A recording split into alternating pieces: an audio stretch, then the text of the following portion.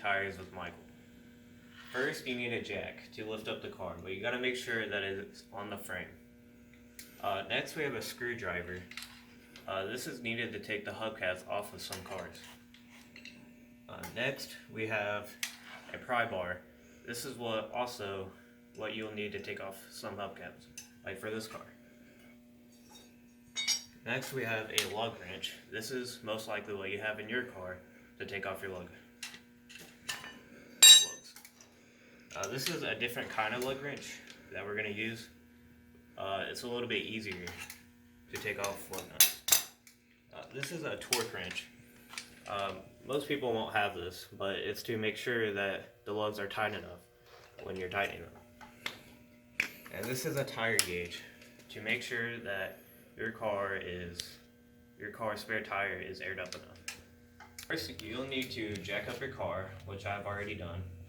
And then, whenever you jack up the car, you want to leave some weight on the tire so when you're trying to get the lugs out, that it doesn't start spinning. Okay, next, we're going to take out the hubcaps. I've already taken these out because they're hard to get out when they're not, or when they're fully in.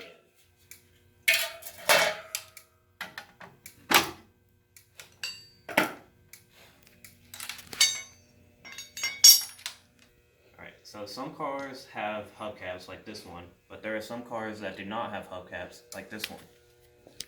So you might not need those. So first, you want to make sure that you don't put any body parts under the car because it is very dangerous. Next, you want to get your lug wrench and start taking off the lug nuts. Ah, dang, I can't get it on. Then you want to start turning counterclockwise to get them off.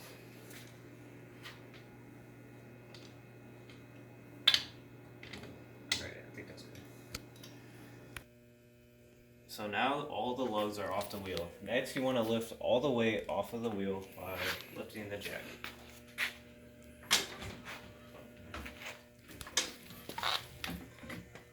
You want to make sure that there is no tire touching the ground.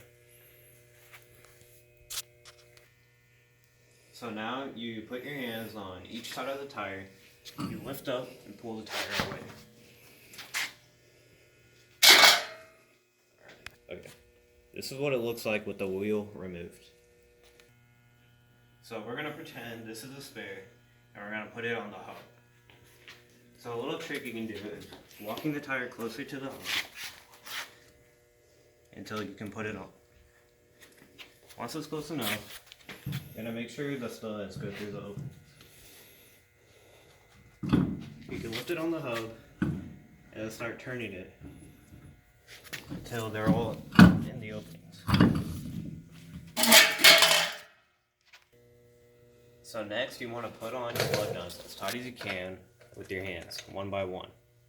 And then after that you'll get your lug wrench and snug them as much as you can, but remember the tire is in the air and will continue spinning. So the lugs are on and they're snug, but we have to tighten them all the way and we're not done yet. So then you want to lower the jack until the tire has a little bit of weight on the ground. So now the tire is on the ground, so we can tighten the lugs without the wheel spinning. So to tighten the lugs up, you want to turn the wrench clockwise and you want to do them in a star pattern. So from here to here to here to here and to here, and then again, and make sure they're as tight as you can get them with your hands. So next we let down the jack. Now make sure to pull it away slowly.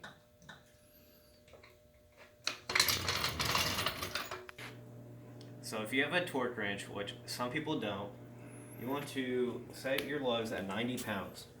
And once you hear the click, that means that they are done correctly. If you don't have a torque wrench, then go to a tire shop and have them do it for you so your wheel doesn't fall off. So we put the hubcaps back in and now we're going to check the tire pressure. This car is set at 32, but some cars have different tire pressures. You can find out just by reading on the side of the tire what yours is. This is changing tires with my goal. Hopefully this will help you out one day.